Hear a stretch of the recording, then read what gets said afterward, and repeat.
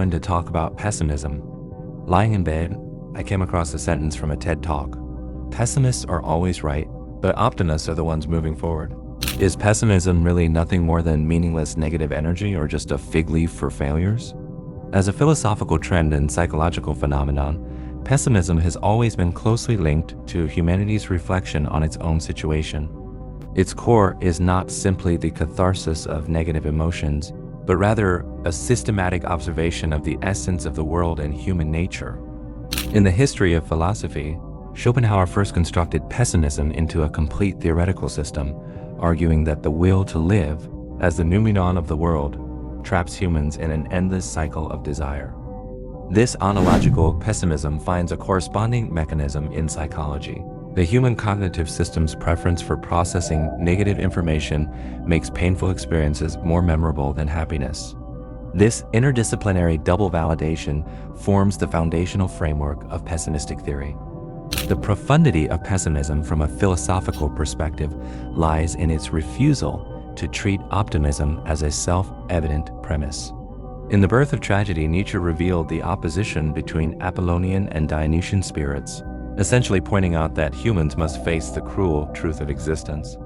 The image of the absurd hero depicted by existentialist philosopher Camus in the myth of Sisyphus elevates pessimism to the height of ontology. The meaninglessness of the adult world is precisely the starting point for constructing the meaning of life. Psychological research provides empirical support for this. Seligman's learned helplessness experiment revealed that when individuals repeatedly experience uncontrollable negative events, they develop dual cognitive and emotional rigidity. Modern psychology deconstructs pessimism from multiple perspectives. Cognitive behavioral theory notes that pessimists have systematic biases in their attribution styles, tending to attribute negative events to internal, stable, and global factors. While this cognitive pattern may reduce self-efficacy, it has adaptive functions. Defensive pessimism theory confirms that moderate pessimistic expectations help individuals prepare thoroughly, thereby improving task performance. From an evolutionary psychology perspective, sensitivity to potential dangers is a survival advantage formed through human evolution, though this negative bias may degenerate into irrational pessimism in safe environments. The structural dilemmas of contemporary society provide new soil for pessimism. Phenomena such as frequent global crises, intensified individualism, and the spread of existential vacuum create a resonance between philosophical existential anxiety and psychological depressive moods. Notably, modern pessimism is undergoing a qualitative change, no longer confined to metaphysical lamentations about the nature of life.